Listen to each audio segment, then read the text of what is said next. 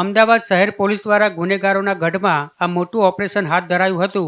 અમદાવાદના વટવા વિસ્તારમાં મોડી રાત્રે 3 વાગ્યાથી સવારે 6 વાગ્યા સુધી પોલીસે આ કોમ્બિંગ હાથ ધર્યું હતું અને આ કોમ્બિંગમાં ઝોન 6 ડીસીપી ભગીરથ ગઢવી, એસીપી સહિત 7 પીઆઈ, 15 પીએસઆઈ, 300 પોલીસ કર્મી અને 40 હોમગાર્ડ જોડાયા હતા અને વટવા વિસ્તારમાં ચાલતી ગેરકાયદેસર પ્રવૃત્તિઓ, નાર્કોટિક્સ પ્રવૃત્તિ સાથે જોડાયેલા ઈસમો શોધવા ગુનેગારોના ઘરે ઘરે જઈ સરપ્રાઇઝ ચેકિંગ કરવામાં આવ્યું હતું. જ્યાં ચેકિંગ દરમિયાન છરી, તલવાર જેવા હથિયાર સાથે 7 ગુનેગારોને પોલીસે ઝડપી લીધા હતા. તો તડીપાડ હોવા છતાં વિસ્તારમાં રહેતા એક આરોપીને પકડી લીધો હતો. આ સાથે જ પોલીસ દ્વારા સમગ્ર વિસ્તારને કોર્ડન કરી 400 વાહનો ચેક કરી 3 શંકાસ્પદ વાહનો ડિટેન કર્યા હતા. જો કે સરકારી આવાસ યોજનામાં ગેરકાયદેસર કબજો કરી રહેતા 7 વ્યક્તિઓની શોધખોળ પણ હાથ ધરવામાં આવી હતી. પોલીસે આ કામગીરી દરમિયાન body Warne camera, drone camera સહિતનો ઉપયોગ કર્યો હતો.